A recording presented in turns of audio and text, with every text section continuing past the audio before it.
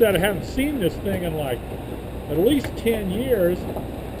Oh, this is going to be cute. This is going to be fun. Man, I got a really good deal on this. A really good deal.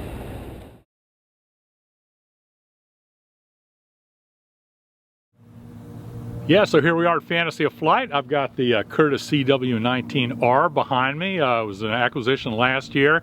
We got it all together. It's ready to test fly, so let's go check it out. Are we clear? Clear. Clear. No problem.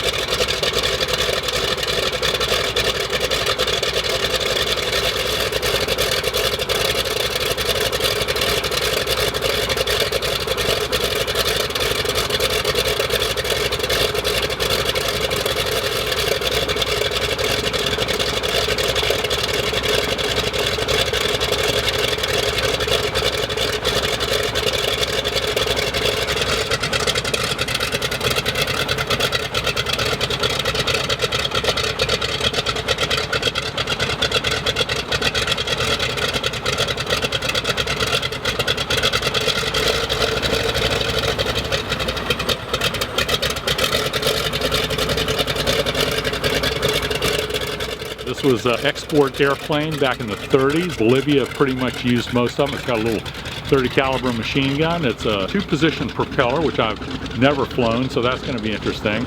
And it's got these cute little spats that cover up the landing gear. This is before they started using retractable gear. It's a great transition period airplane showing the evolution from, you know, the fabric biplanes into the monoplanes made out of metal.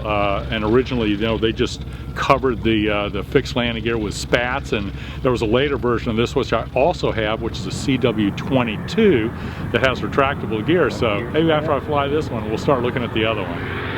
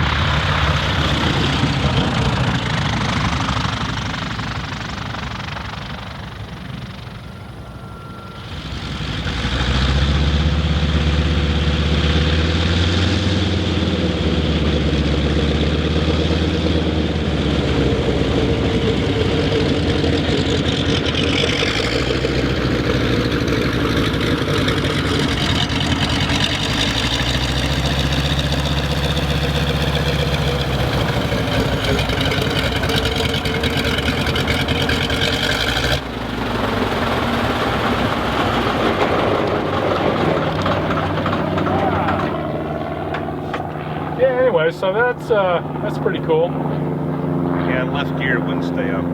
Oh, really? Yeah, I'll open there and look in there. The problem is just access, being able to get in there to see if you can get the pin out. But I'll take a look at it. Muy bonita, muy bonita. Yeah, so I just got to go fly the Curtiss CW-19R behind me here, the cute little airplane, oh my God. And it was very interesting. It's the first time I've ever flown an airplane with a two-position prop.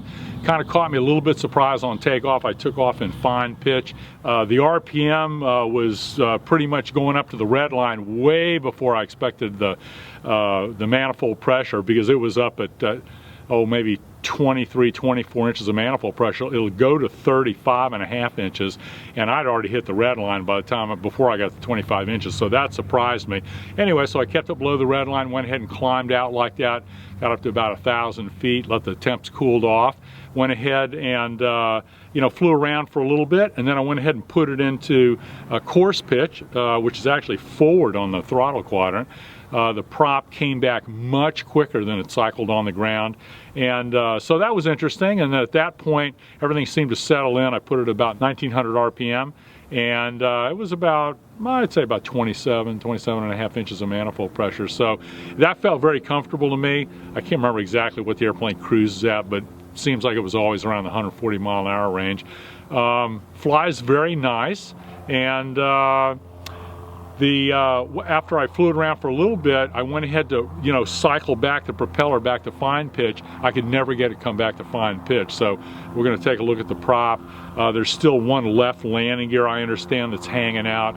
It appears that there's a little pin that's a little bit too short, and it's not quite engaging that left strut when it comes up to hold it for flying around normally. Once the flaps are brought down, the pins come out and the landing gear drops, and it lands very, very softly. I was very, very surprised. Seems like it's probably, I didn't approach to stall, but I didn't actually stall it till I kind of got a little more familiar with it, get a little more altitude.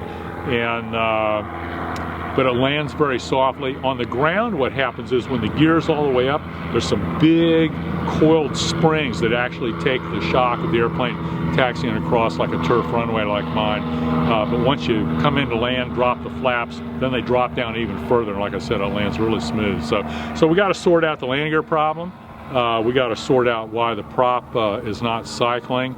And seems like it burns about 15 gallons an hour. Fun little airplane. I think I get another flight or two in it, then I'm gonna throw somebody in the back, so cool. Might be you.